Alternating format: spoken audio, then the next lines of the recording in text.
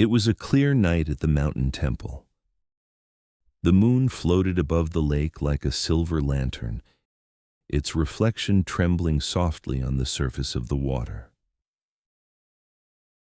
A young monk named Ray sat beside his master, gazing at the moon's image. "Master," he said quietly, "I've been meditating for months, yet I still feel restless. I can't see my true nature." The old master, eyes half closed, replied, "Look at the moon on the water. What do you see?" Ray studied it carefully. "I see the moon, but it isn't the real one. It's only a reflection." The master nodded.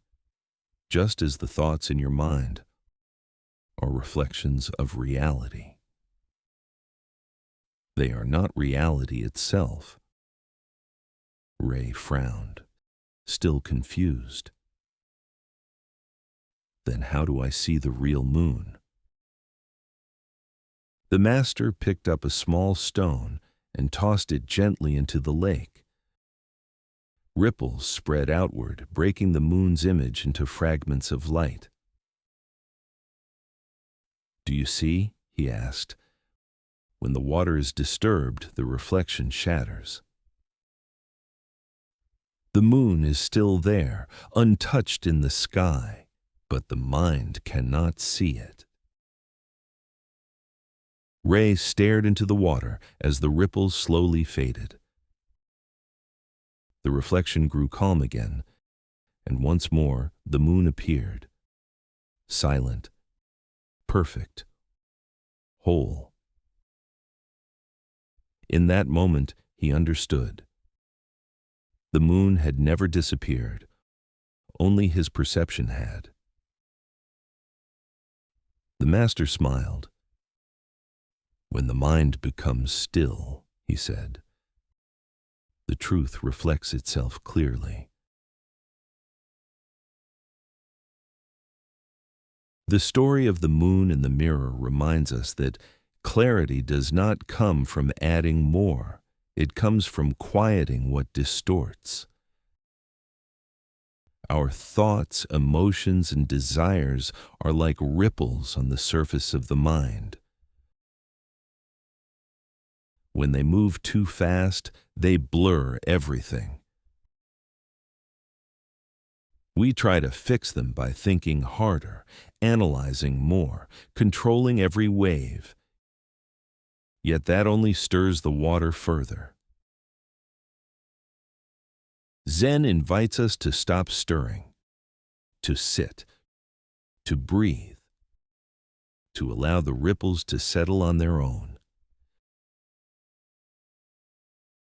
When we do, the truth reveals itself, not as something we achieve, but as something that was always there. The moon of awareness never leaves the sky. We only lose sight of it in our restlessness. This is why silence is not emptiness. It is the mirror where reality becomes visible again. Everyday life offers countless mirrors: a pause before speaking, a deep breath before reacting, a quiet moment watching light move across a wall. In these moments, the mind clears, and you see, the world is not separate from you. The reflection and the moon are one. Stillness doesn't mean absence, it means presence without distortion. So tonight, when your thoughts ripple like water, don't rush to still them. Let them move. Let them fade. And when the surface quiets, you will see that the moon, your true self, was never gone. It was simply waiting for you to look beyond the reflection.